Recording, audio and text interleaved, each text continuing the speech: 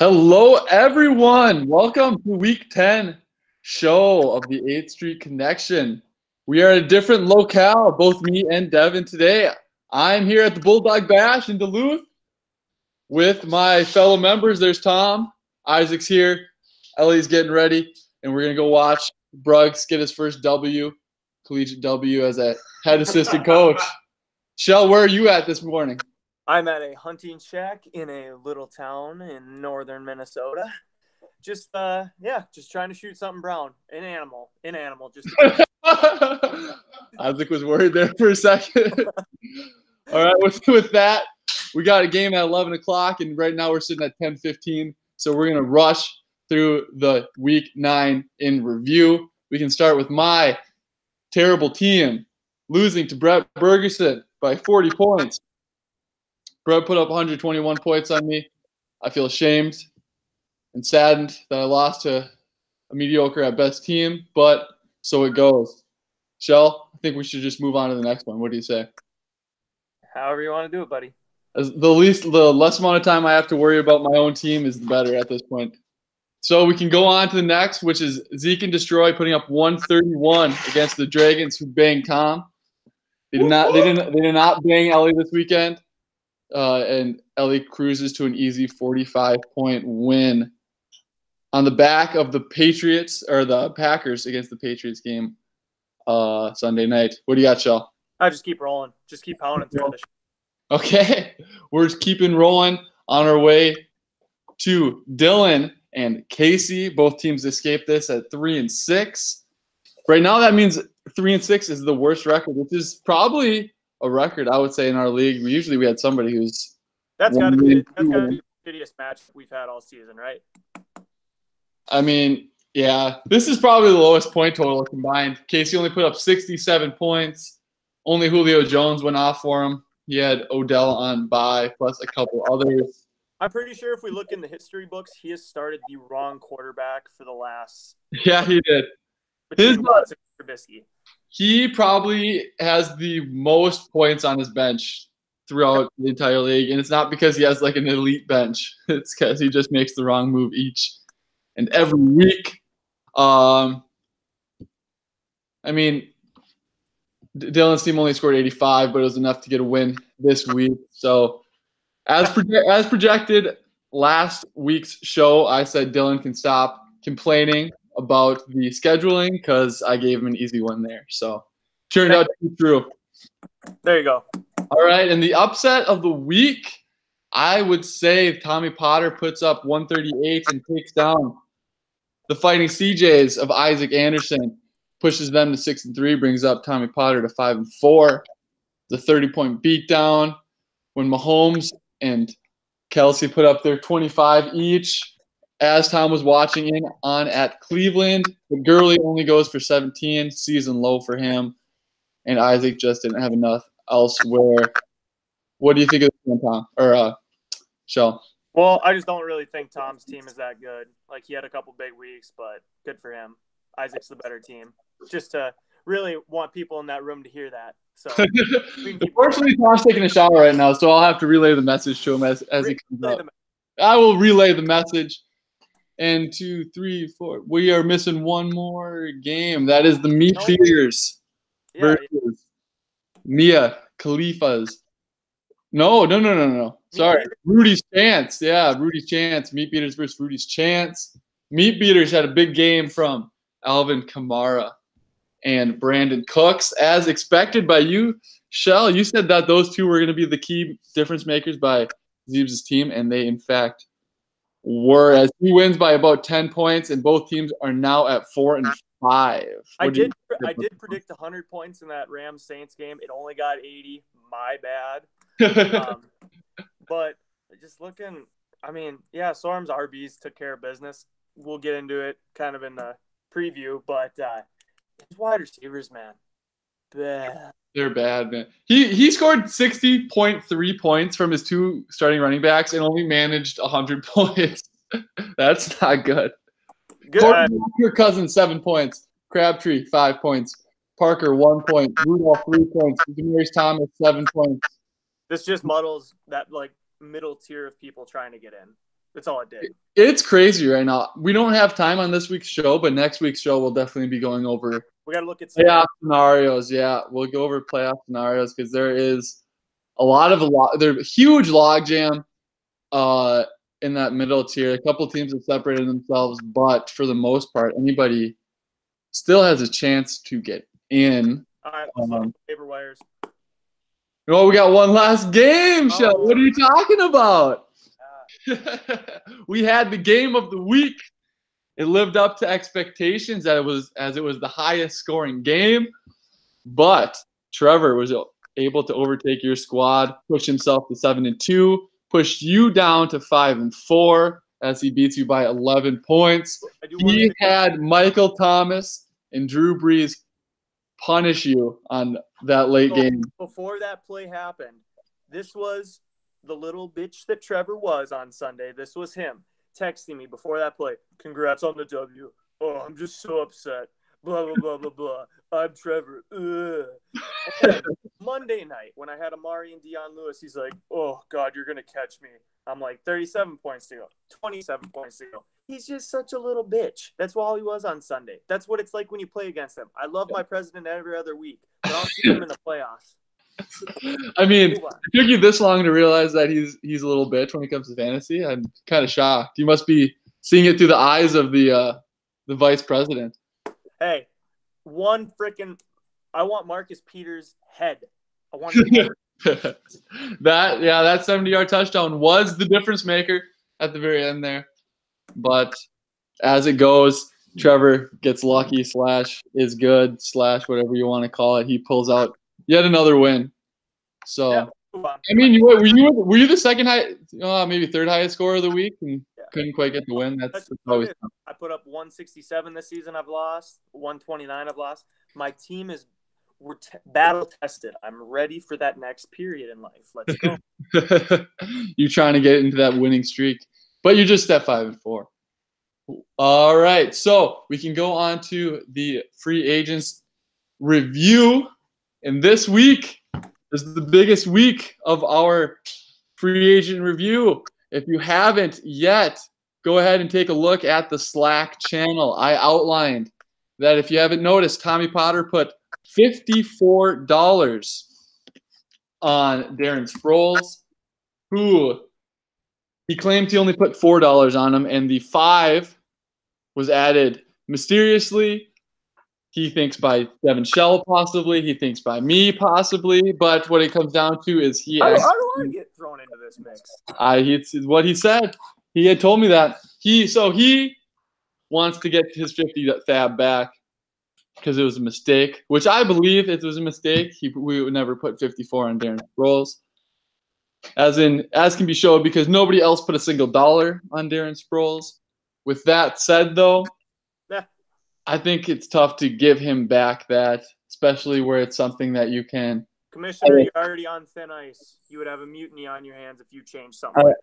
I would have a mutiny on my hands. I would have a coup coming for my head as the top of this or the leader of the league here. But the democracy wins out as there has been 8 votes against. Hey, do you know Trevor voted for both? Yeah, I did. I saw that. He originally voted for just no, and then he wanted to be, I don't know. Probably wanted to trade with Tom. Yeah. Just to let everyone know, a little warning for everybody. I play Tom next week. He's trying to get rid of running backs for cheap for other people's running backs. Do not deal with him. I want him to start only one running back.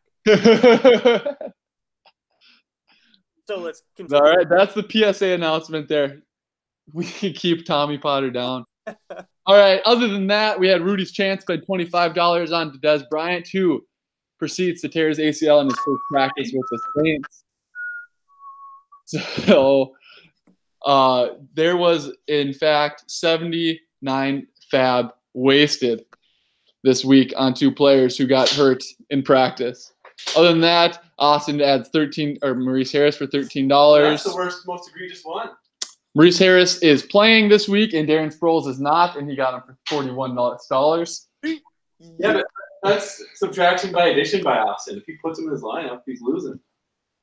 We have a salty Tom Frazee behind me. Hey, Alex Smith is going to throw 5-yard dink and dunks. Maurice Harris is the guy. It's the prime matchup for the Washington Redskins against the Tampa Bay Buccaneers. Other than that, I added Adam Humphries. Zeebs added Anthony Miller, then a bunch of kickers and defenses that do not need to get mentioned. So with that, we do not have an interview today. We also don't have the pretty graphics today, so I apologize for that. They will be back next week. So unless you have any other outstanding things to say here, Shell, I think we should get into the week. Let's hammer previews. All right. Well, we can start with my game. Get this one out of the way. I play Rudy's Chance, who's at 4-5. I'm tied for last at 3-6. And I am behind by 34 points already, with Christian McCaffrey getting going off on Thursday night, which is tough. As Shell alluded to, the rest of Storm's team is not looking pretty, but with 34 points from a running back, that might be enough to put him over my sorry squad. What do you have this week, Shell, for this game? Well, I feel like you're on a karma tour right now as host of this show. All you've done this year is call out guys like Bergie and Sorum. Bergie puts the shit stomp into you last week, and I feel like Sorum is upset. There's something brewing in his head right now. He's got to get that 500, and C-Mac is going to push him. He's going to take a risk this week with Christian Kirk and Mr. Herndon, but Josh McCown maybe is his favorite target. I don't know. I mean, there's not much left on waivers, and at this point, he'll probably end up getting a touchdown against me because that's the way my season has seemed to go on. So, all right, official prediction. You think you got Storm over me? Oh yeah, easy money. All right. The next game is Team Victory Lap at 3-6 versus Matt Ellingson at 6-3. Second in his division to the Trevor Lofstead, who's at 7-2 with the best record in the league. This game should be easily won by Ellie, as Casey's got a couple of his mainstays on bye in Philip Lindsay and Emmanuel Sanders and Deshaun Watson. But those guys are still in his lineup, and as always, it is a possibility he keeps them in there until lock, especially with on you boys. Bulldog Bash tonight. Get this man rowdy. Make sure the coach can't get up in the morning, and then you have a guaranteed victory. That's on you guys. It's up to you. That's his job right there. That was feeding him drinks tonight. You heard it there first. Casey claims he's going to be back by midnight, but we'll see if that happens with all the boys in town. So I got Ellie this week. I'm assuming you are doing the same. I'm actually going to wait on that. Just keep going. I have a big surprise here. Keep it coming. Let's keep going. Okay. We will go to your game then. Shell, we have Mia Khalifa's lucky day at 5-4 versus Team Weight Room Optional, who's been pretty good lately. 2-game winning streak, getting him up to 3-6. Yeah, but that's what James Conner going for 30 spots. Yeah, and he only went for 14. You got lucky that he was not playing at the end of the game there. He got a concussion, I believe. Anyways, Weight Room Optional is projected to lose by 23 points to you. You have your full complement of Goff, Gordon, Lewis, Adams, T.Y. Hilton, Kittle, and Cooper back for about the first time that I can remember. It's been about since week 4, yeah. I feel like you're probably feeling pretty good about this matchup. Yeah, that's all we have to say. Just keep going. Keeping Deonta Foreman on the IR spot instead of Chris Thompson. Hey, shut your ass up. Deonta Foreman's coming back. One more week, baby. It should be noted that you got lucky and got Dylan on Thielen's bye week, but that happens. Hey, that's a scheduling conflict. That's on you. Dylan's probably upset somewhere about that. All right. We will go to the next one. Chuck's Dream at 4-5 after his win against me puts him within striking distance of the playoffs against the Fighting CJs. Brett played DJ Moore once again this week for another 4.5 points. He does have a ton of people on bye. He's got his Vikings and Nuke Hopkins and Alex Collins, players he usually plays. This is one of the worst lineups that we've seen in this league in a long time, only projected for 82 points. Against Isaac's wagon of a team, I think it's going to be Isaac fairly easily in this one. Maybe the most lopsided RB1-2 we've seen in a long time. Yeah. This is the lock of the week, without a doubt. All right, well, we'll talk about I can't give my prediction on this yet.